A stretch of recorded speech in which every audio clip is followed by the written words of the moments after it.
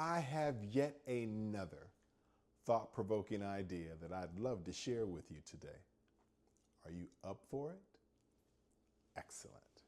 And that thought is simply this: a man or a woman can only receive what he or she sees themselves receiving.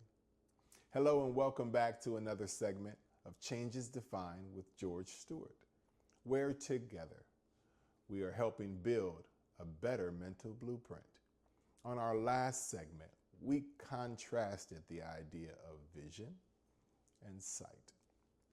While sight is very important, it's one of our five senses, vision is a creative force. It allows us to see things as we prefer them be. It creates opportunities for us, employment for others. But the first thing vision must do is inspire you. You've heard the expression, what you see is what you get. Well, perhaps we just hadn't known, hadn't given the mental attention to just how much importance there is on this idea of vision. How is it developed? Well, I would suggest that you find an area of your life that is less than the way you'd like it to be.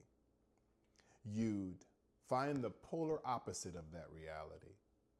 If it's weight, if it's income, it's a relationship. Unfortunately, most of our mental energies are consumed in the way things are or in complaining.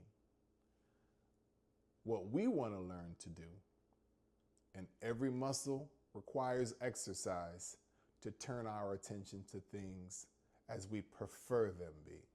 Turn our language to the way we prefer it be. Instead of complaining, find something to be inspired by, find something to appreciate. And to help define your vision, give it definition, I would suggest that you write it down, whatever that area is. Write it down and then become emotionally involved with that idea. Because unfortunately, most of the time, we're living in a negative-driven world. We have the media. Unfortunately, we have our peer groups. And most of the narrative is generally negative.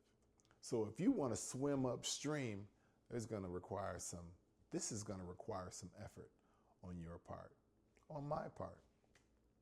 So write it down,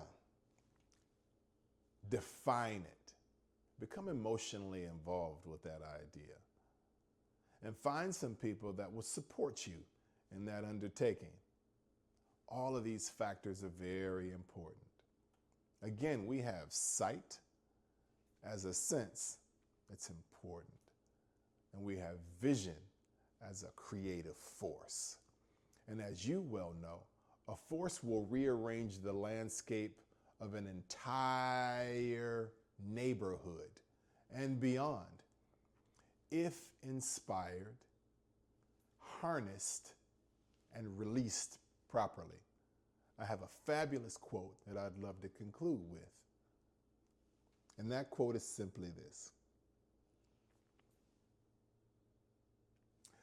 this vision, this dream, this goal, invisible to all the world except the person holding it, is responsible for perhaps every great achievement, every advance of humankind.